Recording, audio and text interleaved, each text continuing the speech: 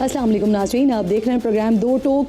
मैं हूं किरण नाज। ईरान और अमेरिका इनके दरमियान मुआहदा फिर तय पाते पाते रह गया। खबरें यही आ रही हैं कि फ़रीक़ैन के दरमियान मुज़ाकरात जारी हैं और अहम मामलात पर इत्तेफ़ाक़ राय हासिल करने की कोशिश की जा रही है। कल अमरीकी सदर डोनाल्ड ट्रंप ने 2 घंटे तक ईरान के साथ मामलात तय करने के हवाले से हतमी फ़ैसले के लिए सिचुएशन रूम में अहम तरीन इजलास किया, लेकिन फ़ाइनल कुछ भी नहीं हो सका। वाइट हाउस अहदेदार ने रॉयटर्स को बताया कि सदर ट्रंप सिर्फ ऐसे मुआहदे को कबूल करेंगे जो अमरीका के मफाद और उनकी मुकर्रर करदा रेड लाइंस पर पूरा उतरता हो। ईरान को किसी भी सूरत जौहरी हथियार हासिल करने नहीं दिए जाएंगे। अब इस अहम तरीन मीटिंग से पहले सदर ट्रंप ने कहा था कि मुज़ाकराती मुआहदा इस बात को यकीनी बनाएगा कि ईरान स्ट्रेट ऑफ हॉर्मुज़ को दोबारा खोले और कभी भी जौहरी हथियार हासिल न करने का अहद करे। लेकिन ईरानी हुकाम भी बड़ा वाज़ेह कह चुके हैं कि मुआहदे के मुसव्वदे में न तो फ़ी वसूल किए बग़ैर आबनाए हॉर्मुज़ को खोलना और न ही जौहरी मवाद को तबाह करने का अहद शामिल है। ईरानी सुप्रीम लीडर मुश्तबा खामनाई के मुशीर मोहसिन रज़ाई ने लिखा है एक्स पर कि सदर ट्रंप ने एक बार फिर साबित कर दिया है कि वो मुज़ाकरातकार के अहल नहीं है और दीगर मकासद के हुसूल की कोशिश कर रहे हैं। उन्होंने मज़ीद लिखा है कि डोनाल्ड ट्रंप बहरी नाकाबंदी जारी रखने और मुज़ाकरात में हद से ज़्यादा मुतालबात के ज़रिए तीसरी बार सिफारतकारी से गद्दारी कर रहे हैं। अमरीकी वज़ीर दिफ़ा इस सारे सिलसिले में कह रहे हैं कि ज़रूरत पेश आई तो वो ईरान के ख़िलाफ़ फ़ौजी कार्रवाइयाँ दोबारा शुरू करने की मुकम्मल सलाहियत रखता है। इस मामले के दरमियान अमरीकी अखबार वॉल स्ट्रीट जर्नल ने यह दावा किया है और बड़ा दावा किया है कि जंग के दौरान मुत्तहिदा अरब इमारात ने भी ईरान पर दर्जनों हमले किए हैं। मुत्तहिदा अरब इमारात ने ईरान पर ये हमले जंग के इब्तदाई दिनों से शुरू किए और जंग बंदी के ऐलान के अगले रोज़ तक जारी रखे। इन्हीं तमाम मामलात पर बात करने के लिए प्रोग्राम में मेरे मोअज़्ज़ज़ मेहमानों में मुझे खालिद चिश्ती साहब ज्वाइन कर रहे हैं और इसके साथ साथ आयज़ा मेरी मोअज़्ज़ज़ मेहमान हैं, मेरे साथ मौजूद हैं। आप दोनों मोअज़्ज़ज़ मेहमानों की बेहद शुक्रगुज़ार हूँ। आयज़ा इरफान साहिबा मेरे उमूर हैं, आलमी उमूर देखती हैं और रिटायर्ड कोमोडोर खालिद चिश्ती साहब किसी तारुफ़ के मोहताज नहीं हैं। खालिद साहब, सबसे पहले आपसे ज़रा बात का आगाज़ करते हैं। सर, आलमी मीडिया में कल हमने कई जगह पर देखा, ये रिपोर्ट हुआ कि जो मुआहदा होने जा रहा है उसका ड्राफ्ट वगैरह तैयार हो गया है और मामला अब हतमी शक्ल इख्तियार करने वाला है। नेवल ब्लॉकेट के हवाले से भी इनफैक्ट ऐलान हो गया, लेकिन फिर सिचुएशन रूम में इजलास होता है, वो बेनतीजा साबित होता है। क्यों, क्या रीज़न है आपको लगता है पीछे कि एक बार फिर मुआहदा हो नहीं सका एंड नोट पर पहुंचने के बावजूद भी? बहुत शुक्रिया किरण नाज साहिबा, आपने इनवाइट किया। देखिए, जब जंग हुई थी तो कोई भी क्विकली, मैं इसमें तो कोई हमको डिस्कवरी नहीं करेंगे जब ये कहेंगे कि मिलिट्री ऑब्जेक्टिव हासिल करने होते हैं जंग में, और कहा जाता है कि जो वॉर है it is an extended form of diplomacy through military means. Diplomacy तो उसमें भी होती है और एंड पे डिप्लोमेट्स ही बैठकर फैसला करते हैं कि जो जंग में दोनों मुल्कों की परफॉर्मेंस रही है उसमें किसको पलड़ा भारी रहा, किसका कमज़ोर रहा। यहाँ पर ये सिचुएशन है कि दोनों तरफ से ऑप्टिकली तो अब जीतने की कोशिश की जा रही है, लेकिन मिलिटरीली कोई क्लियर कट ये नहीं हुआ कि अमेरिका अब सुपर पावर नहीं रहा या ईरान ने हरा दिया है।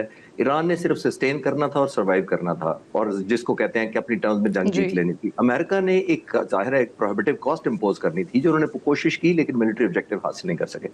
अब ये जो इस वक्त आप देख रही हैं, पहले वो बैलेंस कर रहे थे president Trump between war and no war, जिसका मतलब था कि मैं वॉर से ऑब्जेक्टिव हासिल करूंगा। लेकिन अब जब पीस नजर आ रहा है तो प्रेसिडेंट ट्रंप अब बैलेंस करने की कोशिश कर रहे हैं एन एग्रीमेंट और नो एग्रीमेंट।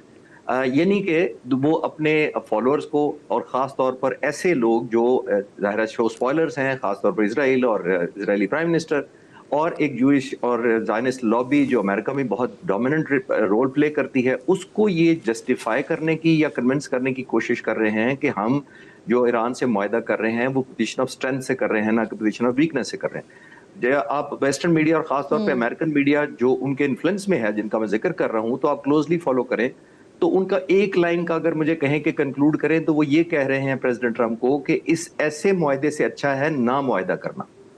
जिसका मतलब ये है कि वो ये साबित करने की कोशिश कर रहे हैं कि ये इंतहाई कमजोर पोजीशन ऑफ स्ट्रेंथ से प्रेसिडेंट ट्रंप एग्रीमेंट करने जा रहे हैं। इसीलिए आपने नोट किया कि पहले हम सब इसको एग्रीमेंट का नाम देते थे, फिर इसको लेटर ऑफ इंटेंट का नाम दिया गया कि ड्राफ्ट कहा गया, फिर इसको एमओयू का नाम दिया गया। वो यूं दिया गया कि प्रेसिडेंट ट्रंप इसको एक एग्रीमेंट का नहीं कह रहे थे, क्योंकि जब एग्रीमेंट होता है तो दोनों ममालिक या जितनी भी साइडें होती हैं उन पर ऑब्लिगेशन होता है और बाइंडिंग होती है कि आपने एग्रीमेंट का ऑनर जी। करना है। जब आप एक मेमोरेंडम ऑफ अंडरस्टैंडिंग कहते हैं तो अंडरस्टैंडिंग किसी वक्त भी मिसअंडरस्टैंडिंग में बदली जा सकती है, और आप कह सकते हैं या ब्लेम गेम दुरुस्त। करके उसको मिसअंडरस्टैंड कर सकते हैं और अपनी परसेप्शन से उसको अंडरस्टैंड कर सकते हैं, जिसका मतलब है कि दोबारा अटैक अनलीश कर दे, दोबारा अंडू कर दे सारे एग्रीमेंट को। इसीलिए तीसरा मेरी जी। एक आर्गुमेंट ये है कि आपने नोट किया कि वो कह रहे हैं कि इनिशियली 60 डेज की सीज फायर की जाएगी, जिसका मतलब ये है कि एक डिल्यूजन में रखा जाएगा, एक दरमियान में हैंगिंग रखा जाएगा कि एग्रीमेंट है नहीं है, एस्केलेट करना हुआ तो कर लेंगे।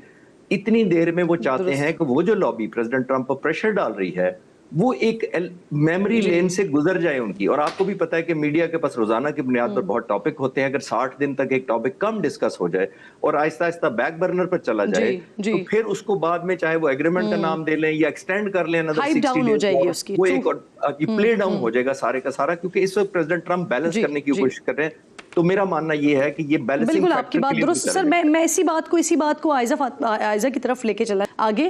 आयजा, जो सिचुएशन हमने देखी सदर ट्रंप ने जैसे ही ऐलान किया उसके फौरन बाद ही ईरान की तरफ से स्टेटमेंट आ गया। उन्होंने बड़ा वाज़ेह कह दिया कि एक यूरेनियम अफजूदगी और मुंजमद असासों इसके हवाले से कोई हतमी मुआहदा नहीं हुआ है। जब वहाँ से भी स्टेटमेंट आ गया, उसके बावजूद भी क्या डोनाल्ड ट्रंप साहब बहुत जल्दी में थे कि बगैर कोई साइन हुए मुआहदा उन्होंने ऐलान कर दिया?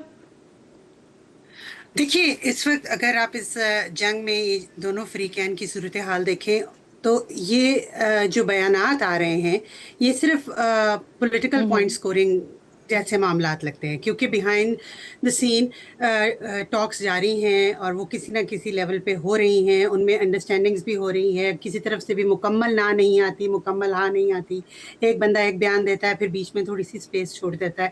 तो आप समझिए ये ऐसे ही बयानात हैं जैसे पाकिस्तान में पीपल्स पार्टी और नून लीग एक दूसरे के खिलाफ बयानात देते हैं और फिर कहीं ना कहीं बीच में मिलजुल के भी काम कर रहे होते हैं। तो इस सूरत हाल में अगर आप देखें तो सदर ट्रंप जो है वो कल ये कहने गए, सदर ट्रंप के लिए इस वक्त अमेरिका में क्या ज़रूरी है कि वो किसी तरह से इस जंग में, जिसमें शायद वो बहुत हैस्टिली एंटर हुए, शायद इजराइल और ज़ायनिस्ट लॉबी के प्रेशर की वजह से एंटर हुए, उसमें कोई विन दिखाएं। और अभी तक जो मामलात हैं मेरा ख्याल है वो क्योंकि इसमें उनके लिए अगर आप देखें तो जीत कहीं भी नहीं है।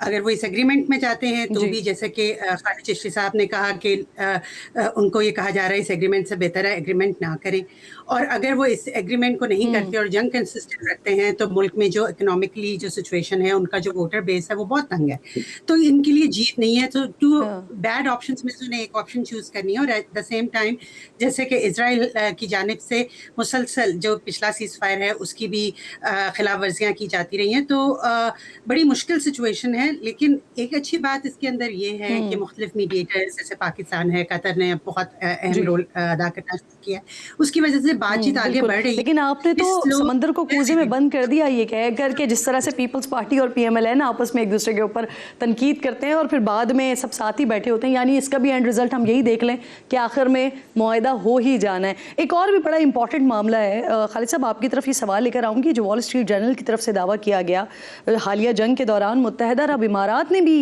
ईरान पर दर्जनों फ़िज़ाई हमले किए हैं, जिसके लिए अमेरिका और इसराइल ने उन्हें इंटेलिजेंस फराहम की है। गो के यूएई की तरफ से इसकी कभी भी तस्दीक नहीं हुई इस बात की, लेकिन अब ये बड़ा दावा और एक बड़े अखबार की तरफ से हो रहा है। तो ये जो हुआ, ये जवाबी हमले किए गए क्या? देखिए, इसको जब तक दोनों तरफ से कम एक साइड कंफर्म ना करे, इस पे कमेंट करना बड़ा मुश्किल है। आपने नोट किया होगा कि इस वक्त शो स्पॉयलर्स चाहते हैं कि ब्रीच ऑफ ट्रस्ट मुल्कों के दरमियान, खासतौर पर ईरान और जीसीसी के जो मालिक थे, अब तो यूएई जीसीसी से हिस्सा नहीं रहा, लेकिन एक ट्रस्ट डेफिसिट जरूर क्रिएट किया जाए, खासतौर पर यूएई के पॉइंट ऑफ व्यू से, इसलिए कि जीसीसी से वो रिसेंटली अलहदा हुआ है 1 मई से। जब वो अलहदा हो गया है तो एक एफर्ट चल रही है बिहाइंड द डोर उनको वापस लाने के लिए, लेकिन इजरायली लॉबी और इजरायली प्राइम मिनिस्टर नहीं चाहते कि यूएई वापस चला जाए। उसकी वजह कई हो सकती हैं, जाहिर है, एक तो डिफरेंस क्रिएट कर दिया, डिवाइड कर दिया, उनको एडवांटेज होता है, फिर ऑयल की प्राइसेस एस्केलेट करने में वो यूज करेंगे यूएई की प्रोडक्शन को भी और प्राइस लाइन को भी, तो यूएई को वो नहीं चाहते वापस। आप इसी को कनेक्ट करें डॉट्स को, जब इजरायली प्राइम मिनिस्टर के दफ्तर से ऑलमोस्ट ये खबर निकाली गई कि उन्होंने एक खुफिया दौरा किया यूएई का, वो मतलब उसी एफर्ट को अंडरमाइन करना था। जब हम ये सुन रहे थे कि यूएई को कोशिशें जारी हैं उनको वापस लाने के लिए, तो एक जिसको कहते हैं ना, एक धमाका कर दिया इजराइल ने, ये कहकर यूएई के खिलाफ कि ये हमारे तो वजीर आजम ने खुफिया दौरा भी कर लिया। इसका मतलब ये है कि दोबारा से खलीज बढ़ गई, ट्रस्ट डेफिसिट बढ़ गया। तो मैं अभी तक वॉल स्ट्रीट की जो इसकी ये खबर है, इसको अभी तक तो उसी तरह लूंगा कि ये एक एलिमेंट ऑफ डिस्ट्रस्ट कंटिन्यूड करने के लिए उन्होंने एक सीरीज शुरू की हुई है, जिसके अंदर यूएई को आइसोलेट किया जाए, और अगर कोई और एक आध मुल्क भी ऐड किया जाए इसके अंदर, तो और ज्यादा अरब ममालिक में फरका फैल जाएगा। और जाहिर है दोनों तरफ से, अब ये देखिए ईरान के मुतालिक भी ये कॉन्फिडेंस शैटर होता है कि अच्छा, ईरान ने मिसाइल की स्ट्राइक्स ले ली और जवाब नहीं दिया और बोला नहीं, एक एलिमेंट ऑफ वीकनेस ईरान की भी नजर आती है फिर इसके अंदर से।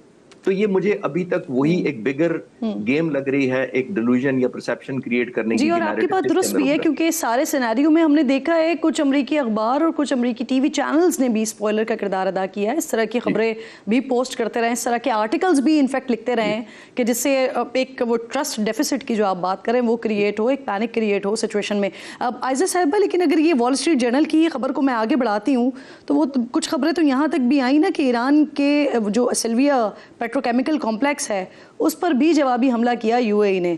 अगर मुत्तहिदा अरब अमीरात ने ईरान पर हमले किए हैं तो तस्लीम क्यों नहीं कर रहे? देखिए, तस्लीम तो नेतन्याहू से भी कहा लिया, किसी इंटरव्यू में पूछा गया तो उसने भी इस बारे में कोई जवाब क्लियर कट नहीं दिया कि हम शामिल थे, क्योंकि जितने हमलों के बारे में वॉल स्ट्रीट जर्नल ने कहा है, उन्होंने ये कहा है कि इजराइल की मदद से किए गए हैं। और जब नेतन्याहू से इस बारे में सवाल किया गया तो उन्होंने भी इसके ऊपर इकरार नहीं किया। तो मैं खालिद चश्ती साहब की बात से बिल्कुल एग्री करती हूँ। देखिए, जीसीसी कंट्रीज़ में जितना तफरका फैलेगा, जितना इम्बैलेंस नज़र आएगा, जितने ममालिक बटे हुए नज़र आएंगे, वो इसराइल के बिगर लार्जर एजेंडा को सपोर्ट करती है बात, वो उनको हेल्प करती है और उनको इलाके में ज़्यादा से ज़्यादा इस्तेहकाम देती है अपने एजेंडा को वो करने के लिए। और इसीलिए जैसा आपने भी कहा कि अमरीकी अखबारों में भी जब भी MBZ और MBS की बात आती है तो पहले फोकस किया जाता है कि इन दोनों के अंदर इख्तलाफात क्या हैं। हालांकि अभी रिसेंटली MBS और MBZ की बातचीत भी हुई मुख्तलिफ मौके पे, लेकिन उसकी बजाय जो इख्तलाफात हैं उनको ज़्यादा, तो I think it's more of a media game, more of a media propaganda thing, कि ये दिखाया जाए कि ये तमाम ममालिक आपस में, मुस्लिम ममालिक भी आपस में बटे हुए हैं। और सदर ट्रम्प को जैसे कि एक बिग पीस मेकर के तौर पे, और फिर आपने देखा कि जैसे उन्होंने अभी अब्राहम अकॉर्ड्स की बात दोबारा से शुरू कर दी, तो अगेन बात यही है कि उनके पास अमेरिका और अमेरिका के जिन हामियों ने ये जंग शुरू की, उनके पास जीतने के लिए, अपने लोगों को दिखाने के लिए कुछ नहीं। Exactly, आपने एक अच्छा टॉपिक छेड़ दिया। मेरा अगला सवाल इसी पे ही था, आप कमेंट कीजिए, फिर मैं यही सवाल खालिद साहब की तरफ भी लेके चलती हूँ कि जिस तरह से अभी आपने खुद कहा कि अब्राहम अकॉर्ड्स के लिए अब बकाला शुरू कर दिया इस्लामी ममालिक पर, लेकिन इसी सारे सिनेरियो में हम देखते हैं कि हमारे वजीर खारजा USA में ही बैठे हुए हैं और वहीं पर बैठ के बड़ा वाज़े पाकिस्तान की पोजीशन करते हैं कि जब तक जो फ़लस्तीन की हैसियत है उसे तस्लीम नहीं किया जाता, जब तक 1966 वाली पोजीशन नहीं दी जाती, तो तब तक तो पाकिस्तान का मौक़िफ़ यही है। कोई दबाव नहीं डाल सकता पाकिस्तान पर, ना पाकिस्तान किसी दबाव में आ सकता है। जी, और पाकिस्तान का ये बयान और पाकिस्तान की ये पोजीशनिंग बहुत खुशाइंद है, और इसलिए भी खुशाइंद है, देखिए हमारे वज़ीर ख़ारजा का यहाँ मौजूद होना। आपको इंटरेस्टिंग बात ये बताऊँ कि उनकी न्यूयॉर्क में कमिटमेंट्स थी, और इस सारी कमिटमेंट्स के दौरान अचानक उन्होंने कुछ कमिटमेंट्स कैंसिल की और वो वाशिंगटन गए, और वहाँ पे मार्को रूबियो से उनकी मुलाकात हुई, जिससे ये साबित होता है कि पाकिस्तान इस वक्त अमेरिका के लिए कितना अहम है, और पाकिस्तान की इस अहमियत के अब देखिए सदर ट्रम्प का डिलेमा कह लें या उनकी जो मजबूरी है वो ये कह लें कि इस वक्त वो पाकिस्तान को छोड़ नहीं सकते, क्योंकि पाकिस्तान इस वक्त इंतहाई अहम किरदार अदा कर रहा है जहाँ तक ईरान से मुतल्लिक और इस इलाके से मुतल्लिक बातचीत का मामला है। At the same time Abraham accords की बात करें तो वो, जैसे कि खालिद चश्ती साहब ने शुरू में बात की, तो उन्होंने कहा इजराइलियों को भी वो कुछ दिखाना चाहते हैं, ज़ायनिस्ट लॉबी को भी कुछ दिखाना चाहते हैं, तो वो ये चाह रहे हैं शायद सदर ट्रम्प के अगर मैं कुछ दस्तखत ले लूँ तो मैं अपने उन सपोर्टर्स को जो इसराइली लॉबी के हैं उनको कह दूँ कि देखिए मैंने ये तो कर दिया, चले आप वॉर से बाहर निकल आते हैं। So it's a very complex situation right now. जी जी बिल्कुल ठीक है। अब खालिद साहब यही सवाल आपके लिए भी सर कि क्या अब आपको लगता है कि जब इतना वाज़े बड़ा क्लियर पाकिस्तान ने अपनी पोजीशन बता दी है फ़लस्तीन के हवाले से, इजराइल के हवाले से, तो क्या समझते हैं आप मज़ीद दबाव आ सकता है इस्लामी ममालिक पर, स्पेशली पाकिस्तान के ऊपर दबाव आ सकता है इस हवाले से? देखिए, हमारी पोजीशन तो बहुत क्लियर है। 13 दिसंबर 1948 को कायदे आजम ने प्रेसिडेंट ट्रूमैन को एक खत लिखा था, और उसमें कश्मीर के ऊपर उन्होंने कहा था दिस इज मॉरली अनटेनेबल, ये लफ्ज इस्तेमाल किया था फलस्तीन को यानी इसराइल को तस्लीम करना। तो अगर हमें कायदे आजम ऑलमोस्ट 80 साल पहले ये हुक्म दे गए कि मॉरली अनटेनेबल है, पहली बात तो ये है। दूसरा, आपने भी ठीक पॉइंट आउट किया, और आयजा साहबा भी बिल्कुल ये ऐसे ही कह रही हैं कि देखिए ये हमारे लिए मॉरली एक्सेप्टेबल नहीं है। 1966 या 1967 से वॉर जो हुई थी उससे पहले वाली पोजीशन पाकिस्तान का आज भी ऑफिशियल स्टैंस है। मेरा भी मानना ये, और मैं आयजा साहबा से एग्री करूंगा कि देखिए प्रेसिडेंट ट्रंप कुछ टेक होम दिखाना चाहते हैं क्योंकि बहुत ज्यादा उनको रेजिस्टेंस मिल रही है, लेकिन वो ये भूल गए कि ये वो जो पीस बोर्ड बना था, ये वो सिचुएशन आज वो नहीं है उनकी। मैं मॉरल असेंडेंसी की बात कर रहा हूँ और एक डोमिनेंस की बात कर रहा हूँ, जब वो एक एलिमेंट ऑफ बुली यूज कर लेते थे मुल्कों को प्रेशराइज करने के लिए और थ्रेट भी करते थे। आपको याद होगा इंडिया को भी टैरिफ का कहा, यूरोपियन यूनियन को भी कहा, नेटो को भी डांटा, कनाडा के प्राइम मिनिस्टर को भी पर्सनली इंसल्ट किया। तो ये वो बोर्ड पीस का टाइम था, लेकिन अब वो नहीं रहा। अब तो जर्मन के चांसलर कहते हैं कि ये अमेरिका को ह्यूमिलेटिंग डिफीट हुई है, तो फिर तो दुनिया बोलना शुरू हो गई है। तो प्रेसिडेंट ट्रंप अब ये चाहते हैं कि ये पॉसिबली उनके पास अपने इन्फ्लुएंस को कन्वर्ट करने का आखिरी मौका है, क्योंकि इन्फ्लुएंस में उनकी ग्रिप लूज होती जा रही है। आपने देखा नेटो में है, यूरोपियन यूनियन है, बहुत सारे और ममालिक, इंडिया और चाइना और रशिया। तो आई थिंक इस लीवरेज को वो लास्ट टाइम यूज करना चाहते हैं कि अगर ये ऐसी शॉट है जिसको आप हुक करें, छक्का लग गया तो छक्का, वरना आउट तो होना ही है। बट अब वो सिचुएशन उनके लिए रही ही नहीं है जिसको वो अभी भी यूज करना चाहते हैं। बहुत बहुत शुक्रिया आपका। खालिद चिश्ती साहब साथ मौजूद थे और आयजा इरफान साहिबा, आप दोनों मौजूद मेहमानों की बेहद शुक्रगुजार हूँ। नाज़रीन, वो बर्क लखनवी का ये मशहूर ज़माना शेर सबने सुन रखा है, मुद्दई लाख बुरा चाहे तो क्या होता है, वही होता है जो मंजूर खुदा होता है। तकरीबन 2 सदी पुराना ये शेर है। आज की जो भारतीय पाकिस्तान मुखालिफ पॉलिसीज़ हैं इस पर ये एग्जैक्टली पूरा उतरता है। आज से 10 साल पहले 2016 में भारतीय वज़ीर आज़म नरेंद्र मोदी ने एक जलसे में भड़क मारी थी कि वो दुनिया में तन्हा कर देंगे पाकिस्तान को। भारतीय हुकूमत की पाकिस्तान के खिलाफ साजिश का ऐलान था, जिसके लिए मोदी की बीजेपी हुकूमत ने दिन रात बड़ी मेहनत की, लेकिन वही हुआ जो मंजूर खुदा था। आज दुनिया के ताकतवर तरीन ममालिक अल्हम्दुलिल्लाह पाकिस्तान की तारीफ कर रहे हैं, पाकिस्तान के साथ ताल्लुक़ रखने को एजाज़ समझ रहे हैं, जबकि भारत अपने ही खोदे हुए गड्ढे में खुद गिर चुका है। अरबी मीडिया नेटवर्क अल जज़ीरा ने रिपोर्ट शाये की है कि पाकिस्तान को आलमी सतह पर तनहा करने की भारतीय वज़ीर आज़म नरेंद्र मोदी की 10 साला मुहिम नाकाम साबित हुई है। पाकिस्तान आज वाशिंगटन, बीजिंग, तेहरान और रियाद के साथ बैक वक्त राब्ते में है और ख़ित्ते और इलाक़ाई मामलात पर असरअंदाज होने वाला एक बड़ा अहम फ़रीक़ बन चुका है। इसी रिपोर्ट में ये भी कहा गया है कि पाकिस्तान और चीन की नाकाबिल शिकस्त शराकतदारी ख़ित्ते में एक नई हकीकत बन चुकी है। हसीना वाजिद हुकूमत के बाद, उनके ख़ात्मे के बाद पाकिस्तान और बांग्लादेश के ताल्लुकात में नुमाया बेहतरी आई है। पाकिस्तान खलीजी ममालिक के लिए उभरते हुए सिक्योरिटी पार्टनर के तौर पर सामने आ रहा है, जबकि दूसरी तरफ मोदी सरकार की मुस्लिम और दीगर अक़लियत मुखालिफ पॉलिसीज़ ने भारत की बैनुल-अक़वामी साख को शदीद नुकसान पहुँचाया है। ऐसी ही रिपोर्ट पिछले महीने BBC ने भी इसी हेडलाइन के साथ शाये की थी कि मोदी पाकिस्तान को तनहा करना चाहते थे लेकिन ख़ुद तनहा हो गए हैं। आलमी सतह पर जहां मशरक़ से लेकर मग़रिब तक अल्हम्दुलिल्लाह पाकिस्तान की वाह वाह हो रही है, वज़ीर आज़म और फील्ड मार्शल की शान में कसीदे पढ़े जा रहे हैं, वहीं कुछ दिन पहले यूरोप के दौरे पर जाने वाले भारतीय वज़ीर आज़म को नीदरलैंड्स और नॉर्वे में मक्कार शख्स जैसे अलक़ाबात से मंसूब कार्टून इंसानी और अक़लियतों के हुकूक़ की खिलाफ वर्जियों पर सहाफ़ियों के सख्त सवालात का भी सामना करना पड़ा। लेकिन वो कहते हैं ना कि रस्सी जल जाती है लेकिन बल नहीं जाते हैं। तो पिछले साल ही ऑपरेशन सिंदूर के दुनिया के सामने खाक होने के बावजूद भी आज भारतीय आर्मी चीफ अपने वज़ीर आज़म की तरह अहमकों की जन्नत में रहते हुए एक रहे हैं कि ऑपरेशन सिंदूर अब भी जारी है और भारत ऑपरेशन सिंदूर 2 की तैयारी कर रहा है। भारतीय आर्मी चीफ के नज़र वो फ़ारसी का मुहावरा करूँगी कि मुश्ते के बाद जंग याद आयत बरकला खुद बायत ज़द, यानी अब जो मुक्का आपको याद आया है ना, वो अपने ही मुंह पर मार लीजिए। ब्रेक लीजिए, ब्रेक के बाद वापस आते हैं तो पाकिस्तान के सियासी मामलात इस वक्त क्या चल रहे हैं उस पर बात करेंगे।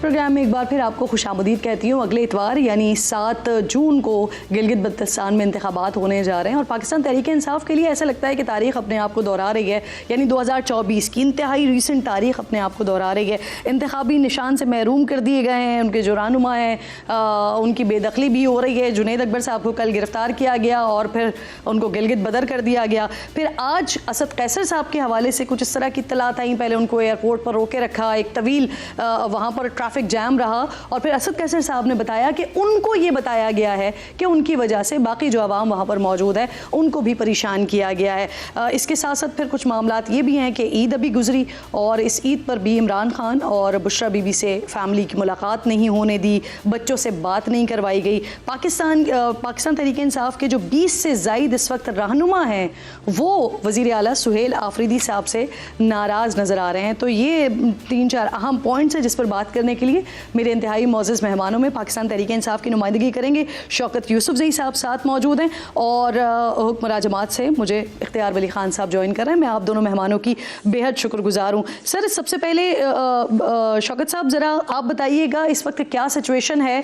आप लोगों की जानिब से ये कहा जा रहा है कि असद कैसर साहब को अभी थोड़ी देर पहले मैं सुन भी रही थी, वो ये बताया गया कि उनकी वजह से ये सारा ट्रैफिक वगैरह जाम किया गया है, रोका गया है। लेकिन उसके साथ साथ फिर जो हुकूमत की जानिब से बयान दिया जा रहा है कि रोकने के लिए हमारे पास और भी बहुत सारे तरीके थे, एयरपोर्ट्स पर ही रोक लेते अगर रोकना होता, तो हमने नहीं रोका है क्योंकि मैच चल रहा था, उसकी वजह से ये सारी सिचुएशन बनी है। आप लोग अभी भी यही समझते हैं या फिर आप हुकूमत की बात समझ रहे हैं? बिस्मिल्लाह, बहुत शुक्रिया। देखिए, सबसे पहले बात यह है कि जब आपने इलेक्शन कराने हैं तो उस फेयर एंड फ्री और जो लेवल प्लेइंग फील्ड है वो सबको यकसां मैसर होना चाहिए। लेकिन आपने देखा कि गिलगित के अंदर अगर हुक्मरान जमात के लोग जा रहे हैं या हुक्मरान इत्तेहाद के लोग जा रहे हैं, पीपल्स पार्टी, नून लीग, उनको प्रोटोकॉल दिया जा रहा है एयरपोर्ट के ऊपर, बड़े प्रोटोकॉल के साथ उनके इज्तिमात मुनक्किद किए जा रहे हैं। लेकिन तहरीक इंसाफ से कहा जा रहा है कि जी आपने NOC नहीं ली है और ये कि इलेक्शन कमीशन ने जो रूल वज़ा किए हैं वो रूल्स आपने फॉलो नहीं किए हैं। अब मुझे नहीं पता है कि इलेक्शन कमीशन ने ऐसे कौन से रूल वज़ा किए हैं, कोई गिलगित बल्तिस्तान के लिए कोई अलग मुल्क है क्या, यानी कि पंजाब के अंदर, सिंध के अंदर कोई इलेक्शन होते हैं तो क्या वहाँ पे जाने पे कोई पाबंदी होती है, कोई NOC लेनी होती है? अगर ऐसी कोई चीज़ थी भी तो आई थिंक कि इलेक्शन कमीशन को उसका बाकायदा पहले से बताना चाहिए था। अच्छा सर, आप लोगों को जो भी शिकायत थी उस पर वज़ीर आला साहब ने, वज़ीर आला खैबर पख्तूनख्वा ने अपीलेट कोर्ट में के चीफ जस्टिस को एक ख़त लिख दिया और उसमें अपने तमाम तहफ़्फ़ुज़ात से आगाह कर दिया। तो ये ख़त से ज़्यादा बेहतर मामला ये नहीं था कि बाकायदा दरख्वास्त दायर कर दी जाती। और अगर ख़त की बात हो रही है सर, सवाल पूरा ले लीजिए। ख़त तो वैसे भी पार्टी के चेयरमैन को लिखना चाहिए था ना, अगर ख़त लिखना था तो, ना कि सूबे के वज़ीर आला को। सर नहीं, देखिए, ख़त का मकसद तो सिर्फ ये है ना कि हम बताना है कि जी रूल ऑफ लॉ नहीं फॉलो हो रहा, जमहूरियत की धज्जियाँ उड़ाई जा रही हैं और जो इलेक्शन है वो पहले से प्री पोल रेगिंग के नज़र हो रहे हैं। अब आप देखें ना कि हमारे ही सूबे के जो अपोजिशन लीडर हैं वो जाते हैं, उनको बाकायदा सिक्योरिटी एहलकार उनको रिसीव करते हैं और बाकायदा उसके फुटेजेस आए हैं। और जुनैद अकबर को किस लिए, क्या ऐसा हुआ है कि जी उनको कहा जा रहा है कि जी आपने NOC नहीं लिया? ये तो आप मज़ीद अफरा तफरी फैला रहे हैं, एक ऐसी चीज़ को हवा दे रहे हैं जिससे आप पहले से पाकिस्तान कितना मुतासर है। तो ये बड़ी अफसोस की बात है। मैं तो कहूँगा असद कैसर साहब को भी रोकने की पूरी कोशिश की, उसकी फुटेज भी आई है, जो पुलिस एहलकार के साथ बहस हो रही है वो भी आई है, ये सारी चीज़ें हैं। लेकिन ये खौफजदा है, ये खौफ है और कुछ भी नहीं है। ये कहते हैं कि जी PTI ख़त्म हो गई है। अच्छा सर, गवर्नमेंट तो साथ साथ ये भी कह रही है कि हम तो बड़ी कंफर्टेबल पोजीशन में हैं और क्योंकि इलेक्शंस वहाँ पर पिछले साल से उसकी प्रिपरेशन हो रही है और हुकूमत PMLN इसका इस वक्त कहना ये है कि वो बड़ी कंफर्टेबल पोजीशन में। इख्तियार साहब, सर असद कैसर साहब आज उनको जाना था गिलगित लेकिन नहीं जा सके, वो ट्रैफिक इतना जाम था और बज़ाहिर तो यही है कि ट्रैफिक जाम है, लेकिन असद कैसर साहब जो बता रहे हैं वो ये कह रहे हैं कि उनको पुलिस वालों ने खुद बताया कि उनकी वजह से सब कुछ रोका हुआ है। सुन लें ज़रा, फिर जवाब दीजिएगा। सर ये ब्लैक की हमारी वजह से आप लोगों ने किया है, तो लोगों की भी आप देते हो, हम बस साइड पे खड़े हो जाएंगे ना, बस बताओ कि नहीं जाना। नहीं, मेरा मतलब ये है कि आम लोगों को तकलीफ है ना, मुसाफिर को तकलीफ। मतलब है कि लोगों को तकलीफ ना, लोगों को जाने दो। हम तो आपके आदि, लेकिन बाकी गाड़ियों को छोड़ो ना, आपको तो तकलीफ ना दो। इख्तियार साहब, एक शख्स को रोकने के लिए सर हज़ारों लोगों को मुश्किल में डाल दिया, और इसमें आपकी अपनी पार्टी के एक रहनुमा भी शरीक थे, ख्वाजा साद रफ़ीक साहब। उन्होंने तो बाकायदा गुस्से में लिखा है कि अब सिक्योरिटी का मसला ना बताइएगा इसको जो किया है। बिस्मिल्लाहिर्रहमानिर्रहीम। बहुत शुक्रिया किरण। देखिए, मैं अब आपको, मुझे इस पे ये तब से अच्छा भी नहीं लग रहा, लेकिन जो असद कैसर साहब कह रहे हैं ये ऐसा भी नहीं है। उस जुलूस में और वो फंसे हुए लोगों में शायद मैं भी था, और मैंने भी शायद जाना था, साद रफीक साहब ने भी जाना था। तो अगर ऐसी कोई बात होती या हुकूमत ने प्री प्लानिंग करनी होती तो फिर तो हमें तो बता देते कि भाई आप लोग पहले पहुंच जाएं। तो मेरे ख्याल में यहाँ पर असद कैसर साहब का जो ये मौकफ है तो ये गलत साबित हो रहा है कि something was pre planned for to stop Asad Qaiser. उनके लिए रोकने के लिए इस तरह की कोई प्लानिंग थी, ये गलत बयान, ये मैं इसको नहीं मानता। हम आज रह गए, अब कल की फ्लाइट से ख्वाजा साद रफीक साहब भी जा रहे हैं और मैं भी जा रहा हूँ, निकल जाना है। और जहाँ तक दो बातें इसमें, एक तो मुझे ये समझा दें कि अगर मैच का हवाला दिया जा रहा है उसकी वजह से सिक्योरिटी थी, तो सर एयरपोर्ट जाने वाला जो रूट है वहाँ पर सिक्योरिटी का ऐसा क्या पर्पस था कि औरतें बच्चे कई सैकड़ों लोग वहाँ पर बेचारे घंटों फंसे रहे हैं गर्मी में।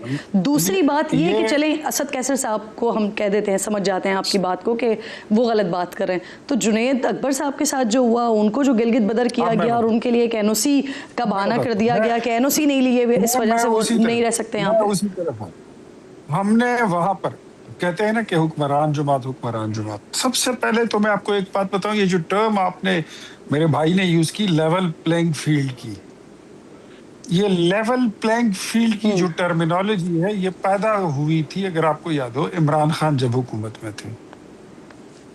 ये टर्मिनोलॉजीज, ये हाइब्रिड सिस्टम, ये सारी चीजें इनकी अपनी पैदा कर दी। सबसे पहले तो इनको मैं मुबारकबाद देता हूँ कि ये आपकी अपनी इन्वेंशंस है, कोई और नहीं लाया। तो जो आप करते हो वो फिर जो बोते हैं फिर वही आप करते हैं। सर उनको छोड़े, हम अपनी बात का तो जवाब दे दें। मैं आता हूँ, मैं अपनी बात पे आ रहा हूँ।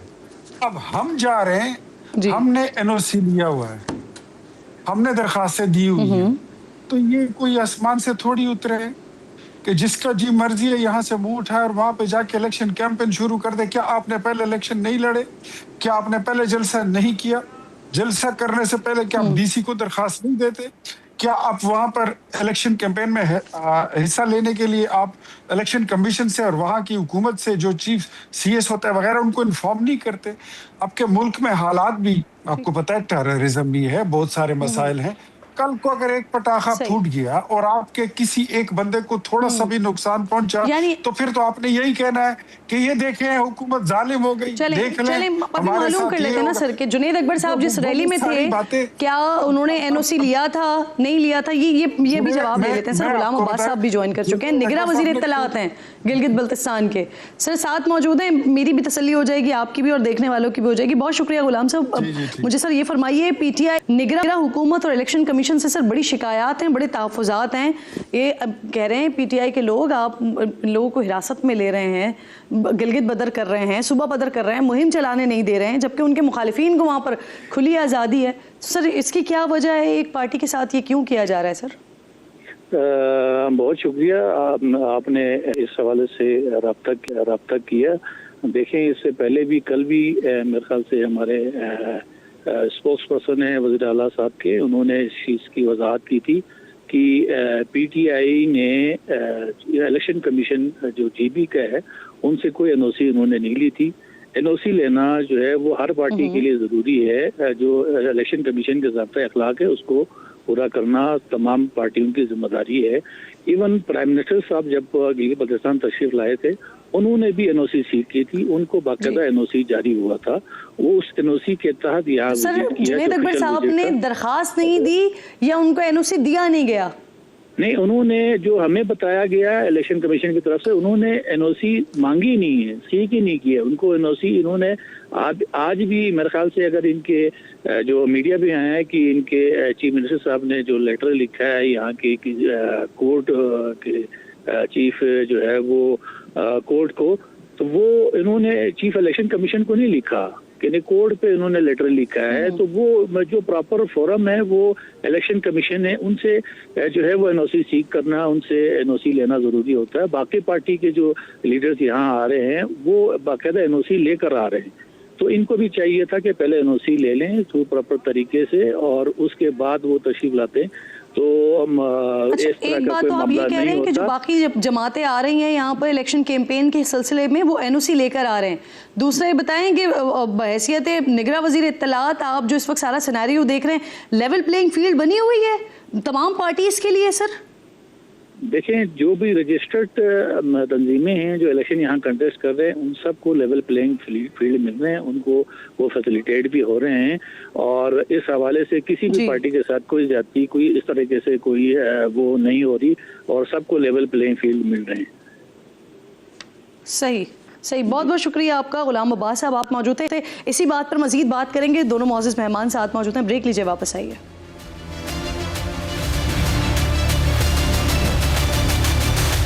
प्रोग्राम में एक बार फिर आपको खुशामदीद कहती हूँ। इख्तियार वली खान साहब, ईद गुजरी है अभी, यकीनन आप लोगों ने बेहतरीन ईद मनाई होगी, लेकिन कुछ खबरें इस तरह की भी आई सामने, अखबारात ने लगाई कि इमरान खान और बुशरा बीबी की भी मुलाकात नहीं हुई, तन्हा उन्होंने ईद सेल में गुजार दी, अपनी बच्चों से फ़ोन पर भी बात नहीं करवाई गई।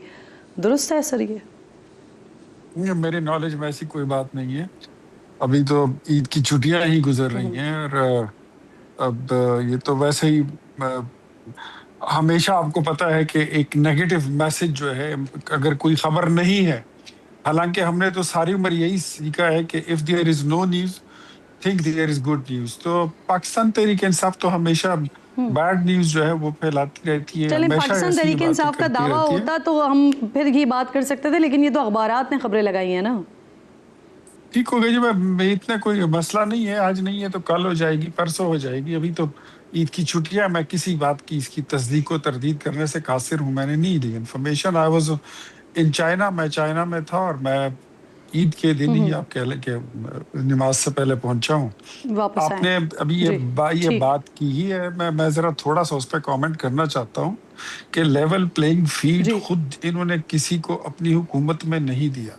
लेवल प्लेइंग फील्ड ये खुद अपने सूबे में किसी को नहीं दे रहे। ये मेरे भाई शौकत साहब बैठे हुए हैं, ये भी इनकी एक इन्वेंशन है कि जो मुखालिफ बंदा जीत जाए उसको फंड्स नहीं देते।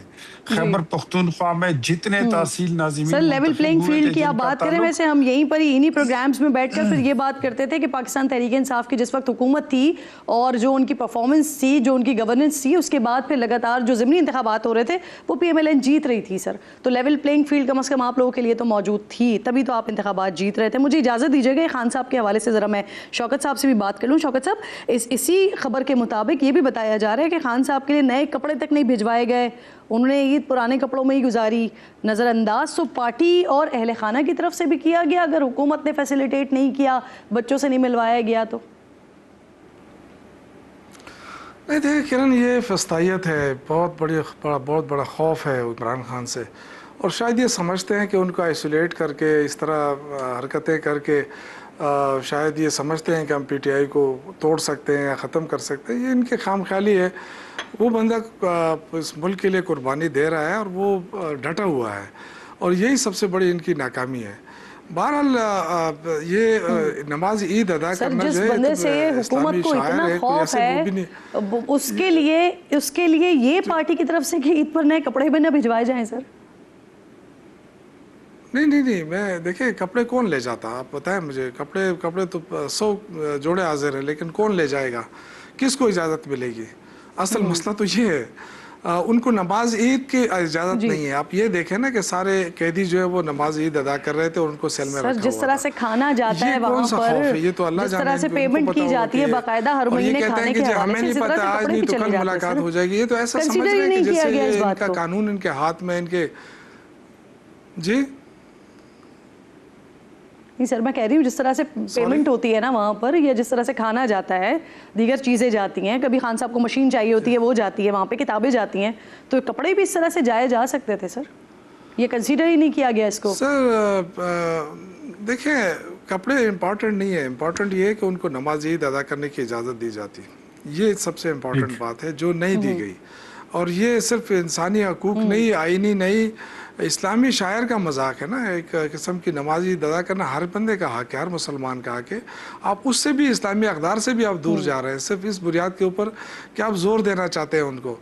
और जो इसकी बात की इन्होंने वज़ीर साहब ने कि जी हमें वहाँ पे NOC नहीं ली गई।